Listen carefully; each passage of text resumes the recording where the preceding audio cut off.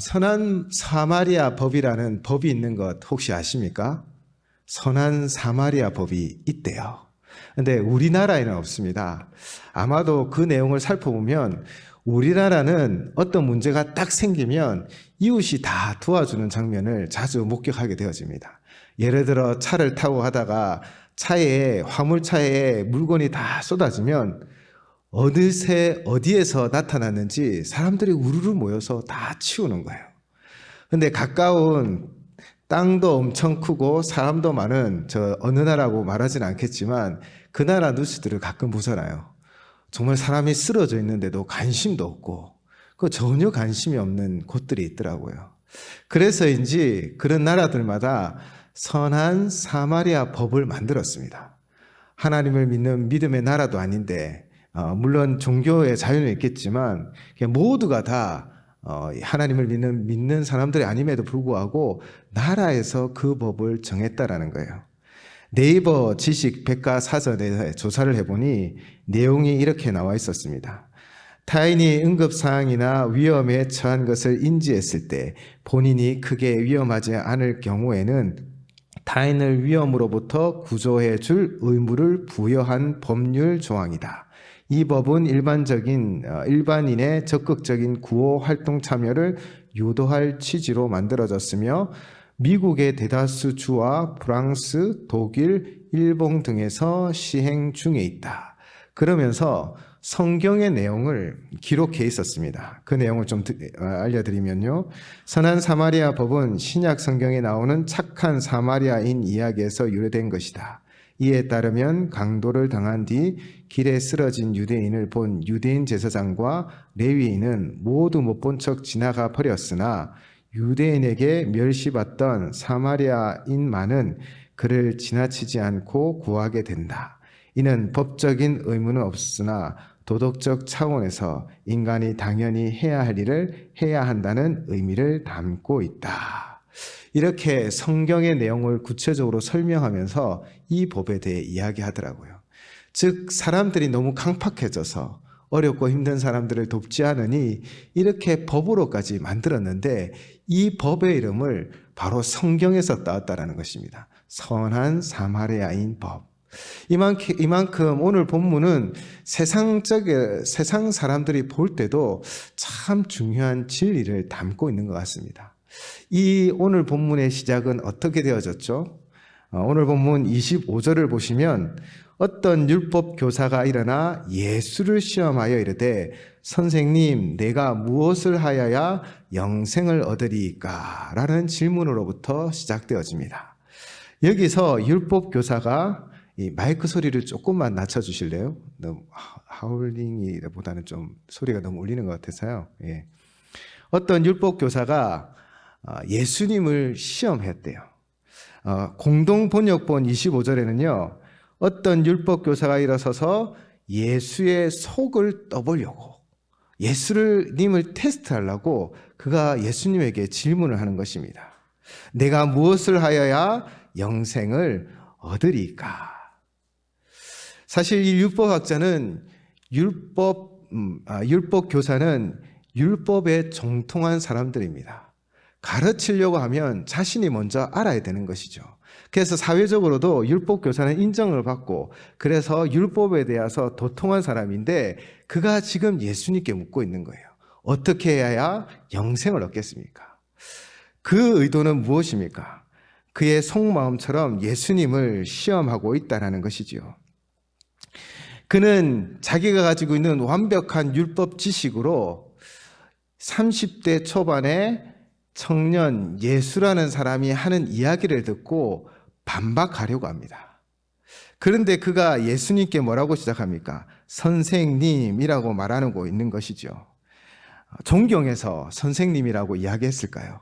제가 볼 때 먼저 예수님을 높여드리는 거예요. 선생님, 우리를 가르칠 만한 지식이 있고 지혜가 있는 분이라고 높여드리면서 예수님이 말하는 말에 반박을 하여 선생님이면서 이것도 모르십니까? 라는 정도로 그 예수님의 권위를 떨어뜨리려는 그 의도를 가지고 지금 예수님께 접근했다라는 것이죠. 그렇게 상대방을 높이는 척하면서 높은 곳에서 떨어뜨리려는 그 전략으로 예수님께 다가온 것입니다. 그런데 우리 예수님이 어떤 분이십니까? 우리의 중심을 아시는 분이십니다. 예수님이 이 율법 교사의 그 마음을 알고 있었던 것이죠. 그래서 예수님은 이 질문에 허를 찌릅니다. 가끔 예수님의 대화법은 정말 위대하다라는 생각이 듭니다. 앞뒤 좌우 꽉 막혀 있고 여기는 빠져나갈 구멍이 없고 예수님이 어떤 대답을 하든 어떤 올무에 잡힐 것 같은데, 그런데 예수님의 대화법은 능히 그 일들을 비껴나가지요. 그렇게 우리 주님은 지혜에 뛰어나신 분이심을 믿습니다. 우리 주님은요, 전지전능하신 모든 걸 알고 계시며 그 지혜에 뛰어나신 분이십니다. 그래서 우리가 예수님을 의지하면 주님으로부터 지혜를 얻는 거예요. 그리고 여호와를 경외하는 것이 무엇의 근본이라고 이야기합니까? 지혜의 근본이라는 것이죠. 바울은 고린도후서를 통해 이렇게 고백합니다. 고린도후서 4장 8절에서 우리가 사방으로 우겨쌈을 당하여도 쌓이지 아니하며 답답한 일을 당하여도 낙심하지 않는다라고 이야기합니다. 우리 사방에 문제가 있고 어려움이 있어도 답답하지 않고 우겨쌈을 당하지 않는데요. 그 분명한 이유가 무엇이라고 여러분은 생각되십니까? 바로 예수님이 지혜자이시기 때문입니다. 예수님은 모든 문제의 해결책을 가지고 있고 해결 방법을 가지고 있고 그 길을 아시는 분이라서 우리의 길을 친히 인도하여 주신다라는 것입니다. 우리가 예수님을 의지하고 예수님을 따라가면 주님이 그 지혜로 우리를 인도해 주셔서 우리 안에는 문제 가운데 해결할 수 있는 지혜를 주심을 믿습니다. 그래서 바울도 이렇게 고백하는 거예요. 때로는 사방에 우겨쌈을 당하는 걱정과 근심과 문제가 그 앞에 있을 때 하나님이 예수님이 지혜를 주시고 능력 주셔서 능히 그 모든 것을 이겨낸다라는 것이지요. 여러분도 오직 예수님만을 의지하고 신뢰함으로 금으로부터는 지혜로 사방이 우겨쌈을 당하는 어려운 문제 가운데서도 그 문제를 뚫고 이기고 승리하는 성도님들이 되시기를 주님의 이름으로 축복합니다. 우리가 예수님을 믿고 의지하면요, 우리 안에는 문제를 능히 돌파하고 승리할 줄을 믿습니다. 예수님은 오늘 이 율법 교사를 어떤 방식으로 무너뜨리십니까? 율법 교사가 질문하였죠. 선생님, 내가 무엇을 하여야 영생을 얻을까요? 그는 좀 자신만만했습니다. 어느 정도 율법도 지키고 또 자기의 삶이 어느 정도 완전하다고 생각하였기에 당당하게 주님께 질문을 했던 것이죠. 이 질문에 예수님이 어떻게 대응하십니까? 바로 질문을 던지십니다. 오늘 26절 말씀입니다. 예수께서 이르시되 율법에 무엇이라 기록되었으며 내가 어떻게 읽느냐라고 질문을 하십니다. 이런 상황에서 보통 사람들은 이렇게 하지 않습니까? 제가 먼저 질문을 했으니 답을 먼저 해주십시오 라고 요구할 수 있습니다. 그런데 이 율법 교사는요, 제가 앞에 말씀드렸듯이 조금 자만심이 넘쳤습니다. 나는 모든 것에 대답할 준비가 되어 있고 30대 초반의 청년 예수가 이야기하는 것을 반박하여 그의 권위를 누를 수 있고 무너뜨릴 수 있다는 자신감이 있었던 것이죠. 그래서 예수님이 다시 질문했을 때 내 질문에 먼저 대답하십시오라는 말을 하지도 않고 바로 자신이 대답합니다. 자신의 지식을 뽐내듯 27절 말씀입니다. 우리 27절 말씀 다 함께 봉독하도록 하겠습니다. 시작.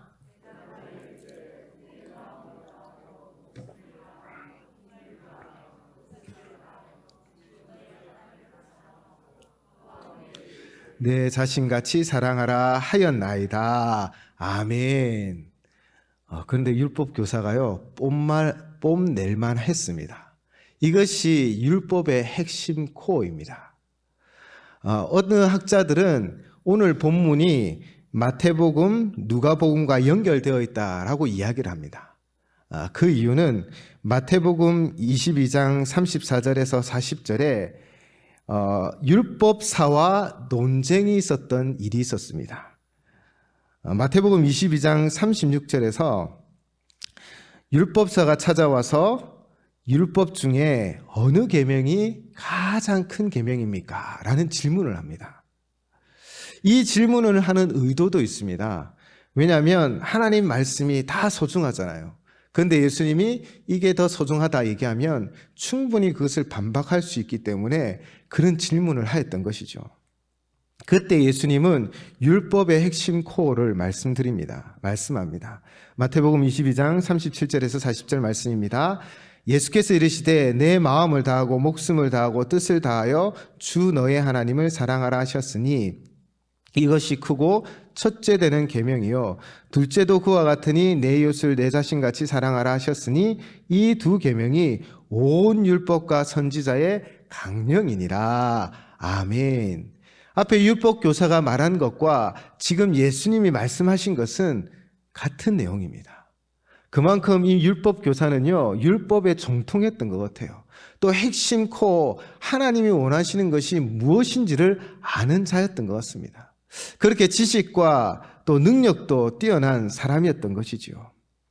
그렇게 율법의 핵심 코어는 내 마음을 다하고 목숨을 다하고 뜻을 다하고 주 너의 하나님을 사랑하는 것이고 또 내 이웃을 내 자신처럼 사랑하는 것이었습니다. 예수님도 칭찬하시죠. 28절 말씀입니다. 예수께서 이르시되 내 대답이 옳도다. 그러면서 예수님은 한 가지 더 말씀하십니다. 무엇을 이야기하십니까? 이를 행하라. 그러면 살리라. 우리가 아는 것으로 구원되는 것이 아닙니다. 행해야 합니다. 예수님을 믿어야 합니다. 예수님이 나의 구세주임을 믿어야 합니다. 그리고 예수님의 말씀에 순종하며 그분의 뜻을 위하여 살아가셔야 합니다. 예수님의 뼈 있는 한마디, 너의 대답이 옳다. 이를 행하라. 그러면 살리라. 율법교사는 더욱 자신을 뽐내려고 다시 질문을 하죠. 29절에 보시면 그 사람이 자기를 옳게 보이려고 예수께 여짜오되 그러면 내 이웃이 누구입니까? 라는 질문. 이제 이 질문으로부터 예수님은 선한 사마리아에 대해서 우리에게 말하고 있습니다. 이 질문을 통해 우리가 어떻게 행해야 할지를 또한 가르쳐 주고 계시지요. 본문 30절 말씀입니다. 예수께서 대답하여 이르시되 어떤 사람이 예루살렘에서 여리고로 내려가다가 강도를 만나매 강도들이 그 옷을 벗기고 때려 거의 죽은 것을 버리고 갔더라. 예루살렘에서 여리고로 내려가는 그 길에 어떤 한 사람이 강도를 만난 것입니다. 어떤 이들은 유대인들에게 배척을 받아 사마리아인들로부터 영접받은 예수라라고 해석하기도 하고, 또 어떤 이들은 이 고지대 예루살렘을 떠나 저지대 여리고로 내려가는 것을 빗대어 교회를 버리고 죄악된 세상으로 나아가다 화를 당한 사람들의 전형이라고 설명을 합니다. 그러나 이것은 전통적인 설명이 아니고 알레고리적이고 풍요적 해석입니다. 그래서 이런 해석으로 받아들일 수는 없습니다. 사실 기쁜 소식 선교회라든지 이단단체, 신천지라든지 이들이 알레고리적 해석을 하는 거예요. 억지로 끼워 맞추고 그럴듯하게 속이면서 우리를 속이기도 합니다. 여기서 한 사람은요, 안드로포스라는 원어인데 남성 단수로 그냥 한 사람인 거예요. 예수님은 그가 누구인 것이 중요한 것이 아니라 한 사람이 예루살렘으로부터 여리고로 내려가다가 강도를 만나 어려움을 당했다라는 것이 예수님의 중요한 포인트인 것입니다. 예루살렘은 해발 760m의 고지대에 위치했고 당대에 또 그 당시 여리고는 해면보다 250m 낮은 저지대였습니다. 그리고 여리고에서는 제사장이나 레위인들이 많이 살고 있었다고 합니다. 이 두 지역 간의 거리는 약 36km 정도였고요. 길은 가파르고 암석들도 많고 험하여서 도적들이 자주 출몰하는 곳이지요. 평상시에도 이런 사건들이 있었다라는 것입니다. 예수님은 그 평상시에 우리에게 있을 법한 이 사건을 통해 우리에게 비유로 말씀하고 계신 것이지요. 강도들은 그가 가진 것을 다 빼앗고 옷도 벗기고 거의 죽을 정도로 때리고 버렸습니다. 그런데 그때 한 사람이 지나갑니다. 31절 말씀입니다. 마침 한 제사장이 그 길을 내려가다가 그를 보고 피하여 지나가고. 제사장의 주요 임무가 무엇입니까? 제사장들은요, 예루살렘 성전에서 제사를 드렸습니다.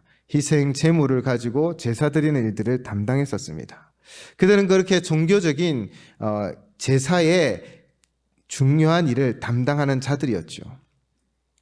앞에서 말씀드렸듯이 여리고는 이 제사장들과 성전에서 일하는 레위인들이 많이 사는 곳이기 때문에 이 제사장이 예루살렘으로부터 내려가다가 이 강도 만난 자를 만난 것은 자연스러운 일입니다. 그렇게 내려가다가 쓰러져 있는 사람을 만났는데 성경을 보시면 피하여 지나가고 라고 기록되어져 있습니다. 이 피하여 지나가고의 원어는 안티파렐코마이로 이 반대의 뜻을 가진 안티와 지나가다라는 뜻을 가진 파레르코마이가 결합되어진 합성 동사 안티파레르코마이입니다. 즉 반대쪽으로 지나가다라는 것이죠. 보았지만 그가 우회도로로 바로 아픈 사람을 보면서 의식하고 의도적으로 돌아갔다라는 것입니다. 이렇게 의식적으로 그가 지나간 이유는 무엇일까요? 어떤 사람들은 그 사람을 도와주려고 가면 숨어있던 강도가 자신도 해할까 봐 두려워서 돌아갔다라고 해석을 하기도 하고요. 어떤 사람은 이미 죽은 것이라 판단하여 시체를 만지면 부정하게 된다라는 것 때문에 피했다. 그렇게 피한 것은 아닐까라고 이야기를 합니다. 그러나 이유가 어떠하든 강도 만난 사람이고 지금 상처와 아픔과 고통 가운데 있는 사람이니 사람이라면 당연히 다가가서 생사 여부를 확인해야 하는 것이죠. 어떠한 이유를 대든 이 제사장이 그를 의식적으로 지나쳐간 것은 결코 용납할 수가 없는 것입니다.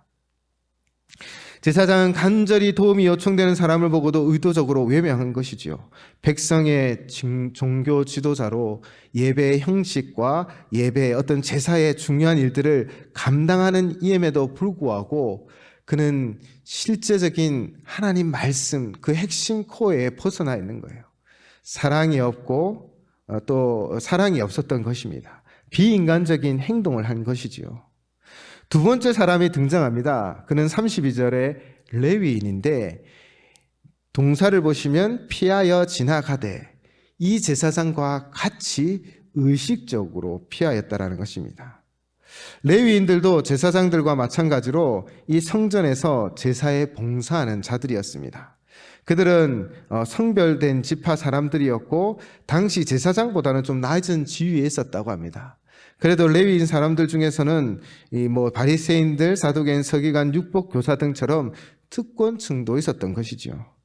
그렇게 종교 지도자적인 위치에 있는 레위임에도 불구하고 그도 마찬가지로 안티파렐코마이 피하여 돌아갔다라는 것입니다. 레위기 19장 18절 말씀을 그들은 모두 다 암송하고 있었습니다. 레위기 19장 18절 말씀입니다.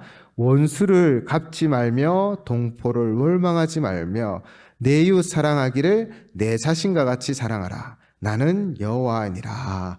아멘. 내 자신이 아프면 남도 아픈 거예요. 내가 배고프면 남도 배고픈 거예요. 내가 두려운 일이 있으면 남도 두려운 일이 있다는 것을 생각하고 우리는 그 사람들에게 다가가야 하는 것이죠.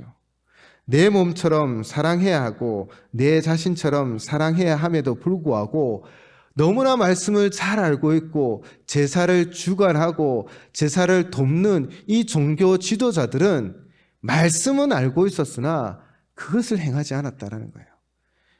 그들은 핵심 코어에 비껴나서 피상적인 종교인들이었다는 것이죠. 예수님은 이제 세 번째 사람을 언급합니다. 그가 바로 선한 사마리아인입니다. 우리 33절에서 35절 세 구절 말씀 함께 봉독하도록 하겠습니다. 시작.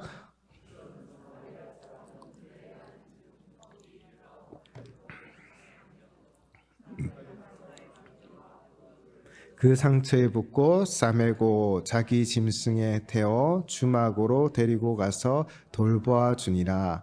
그 이튿날 그가 주막 주인에게 데나리온 둘을 내어주며 이르되 이 사람을 돌보아 주라. 비용이 더 들면 내가 돌아올 때에 갚으리라 하였으니. 아멘. 이 선한 사마리아인의 행위를 보십시오. 그는 그 사람에게 기름과 포도주로 상처를 싸매어 주고 안전한 주막에 데려다 주고 이 주인에게 이를 잘 돌봐달라고 데나리온 둘을 주면서 내가 갔다가 돌아오는 그 길에 비용이 더 들면 내가 더 지불하겠다라고 말을 하고 있습니다. 종교 지도자도 레위인도 다 피해갔습니다. 그런데 예수님이 이 세 번째 사람을 유대인으로도 할 수 있는데 왜 선한 사마리아인으로 선택하여 말씀하셨을까요? 사실 유대인들은 사마리아인을 사람 취급하지 않았습니다. 짐승처럼 대하기도 했었어요. 그 이유가 제가 오전에 잠깐 말씀드렸지만 북이스라엘은 아수르에 의하여 멸망을 당합니다. 그때 아수르의 정책은요, 그 민족을 말살시키려고 거기에 있는 민족 사람들을 다 뿔뿔이 흩트는 거예요. 그리고 다른 족속 사람들, 다른 나라 사람들을 그곳에 이주시켜서 살게 하였다는 것이죠. 북이스라엘의 수도였던 사마리아도 이와 같다라는 것입니다. 그래서 유대인들이 볼 때 원래 북이스라엘은 같은 민족이잖아요. 이스라엘 민족. 그런데 이 남유다인들은 이 북이스라엘, 지금의 예루살렘의 유대인들은 이 북이스라엘을 순수한 이스라엘 형통으로 보지 않기 때문에 그들을 무시하고 짐승 취급했다는 거예요. 그런데 예수님은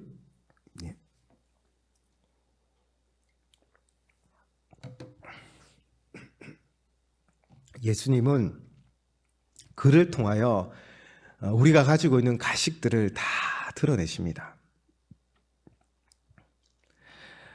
사마리아인을 예수님은 등장시켜서 그가 행하는 일들을 보여주며 종교적으로 또 율법에 정통하고 또 종교적인 행위가 어쩌면 완전하게 보이는 사람들이 얼마나 가식적인지, 그들이 핵심 코어를 비껴나 가식적인 신앙생활을 하고 있는지 보여주고 있는 것이죠.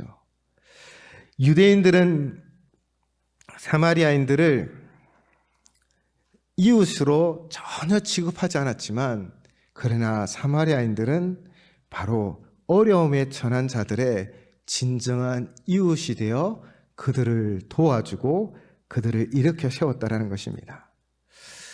편을 나누며 배타적인 당시의 유대인들에게 진정한 이웃이 누구이냐? 종교적인 가식과 모양과 모습은 있지만, 행위는 있지만, 그러나 그 핵심을 비껴간 사랑이 없는 울리는 꽹과리와 같은 유대인들을 지적한 것이죠. 오늘 본문 36절 37절을 우리 한 목소리로 함께 봉독하도록 하겠습니다. 시작.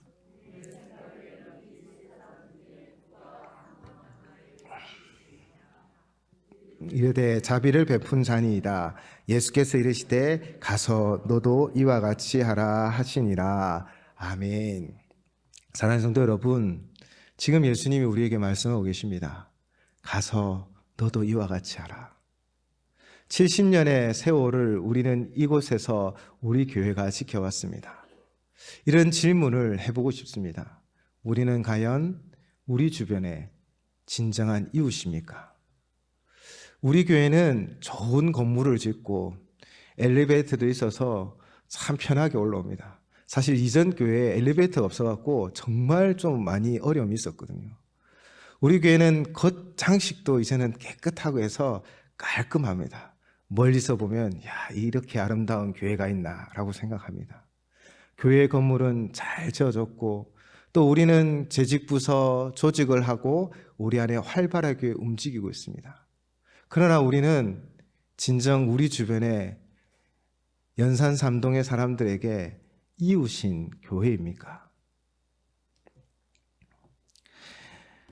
레위인도 그리고 제사장도 예배 드리는 자들이었어요. 그들은 말씀도 잘 알았습니다. 그러나 그들은 이웃이 되지 못하였습니다. 한국 교회가 언제부터 무너졌을까요? 많은 학자들은 그 이야기를 합니다. 우리 부흥회 때, 한국교회가 부흥회 때 어떤 일이 있었냐면 뛰어난 목사님들 강사가 부흥회를 가거나 담임 목사님이 어느 교회 신방을 갈 때 뭘 보고 갔다고 이야기를 하시는지 들어보셨습니까? 얼만큼 나에게 돈을 주느냐를 보고 부흥회를 가고 얼만큼 헌금하느냐를 보고 가서 신방을 했답니다. 건물은 화려하게 지어졌지만 가난하고 연약한 자들의 벗이 되어지지 아니하고 우리끼리만 잘 먹고 잘 살았던 한국 교회가 결국 어려움을 당하고 있는 것입니다. 우리는 정말 이웃입니까? 우리는 정말 우리 주변에 어렵고 힘든 자들의 친구가 되어지고 벗이 되어지고 있습니까? 우리는 하나님께 질문해야 합니다. 하나님, 우리는 무엇을 해야 합니까? 저는 오늘 본문을 보면서 이런 것도 생각해 봤어요. 율법교사가 그래도 예수님께 질문을 해서 답을 얻고 진리를 찾아가는 것처럼 우리도 지금 하나님께 물어야 한다. 하나님, 70년의 세월 동안 우리를 지켜주신 하나님이 이제 앞으로의 70년을 어떻게 우리가 나아가며 우리가 해야 할 일은 무엇입니까? 라는 질문을 하셔야 합니다. 우리 개개인의 삶 속에서도 여러분 늘 하나님께 질문해야 합니다. 하나님, 저는 어떻게 살아가야 하고 나의 사명을 어떻게 감당해야 합니까? 이 질문 속에 지혜자 되시는 주님이 해답을 주시는 거예요. 특별히 저희 교회는 70년을 맞이했습니다. 50년의 희년이 있었고 70년 하면 우리는 다 포로 귀환을 생각합니다. 남유다가 바벨론의 포로가 되었는데 하나님은 남아있는 자들을 회복시키되 70년 뒤에 그들을 모으셨습니다. 1차 포로 귀환 때 스룹바벨을 통하여 무엇을 세웠습니까? 성전을 세웠습니다. 예배를 회복하게 하셨죠. 2차 포로 귀환 때 에스라를 통하여 부흥회를 열었습니다. 말씀으로 그들을 가르치고 원래는 이스라엘 백성이 이방 여인과 이방인들과 결혼을 하지 말아야 했는데 결혼한 것들을 회개하며 처자식들을 다 떠내보내는 그런 회개, 변화의 역사들을 만들어갔습니다. 3차 포로 귀환 때는 느헤미야를 통하여 성벽을 든든히 세워갔습니다. 성벽을 든든히 세워서 무엇을 했겠습니까? 적으로부터로 방비하고 그리고 문을 열어 또 멀리 물자를 보내기도 하고 선교를 하기도 하고 우리 교회가 성벽을 든든히 세운다는 건 이런 영적 전쟁 가운데 승리하는 교회가 되는 것이지요. 우리 70년 포로 귀환한 우리는 예배를 회복하셔야 합니다. 모여서 함께 예배하고 뜨겁게 기도하셔야 합니다. 저희 교회는 4가지의 비전을 가지고 나아가고 있습니다. 한 바퀴는 말씀이고 한 바퀴는 기도입니다. 이 수레에 우리는 내년에는 섬김을 담으려고 합니다. 이웃을 향하여 더 우리의 손을 펼치고 그들을 향하여 마음문을 열고 섬기는 교회가 되기를 소망합니다.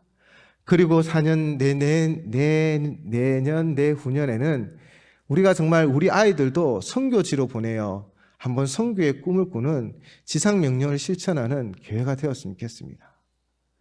우리는 70년의 은혜를 누려왔습니다.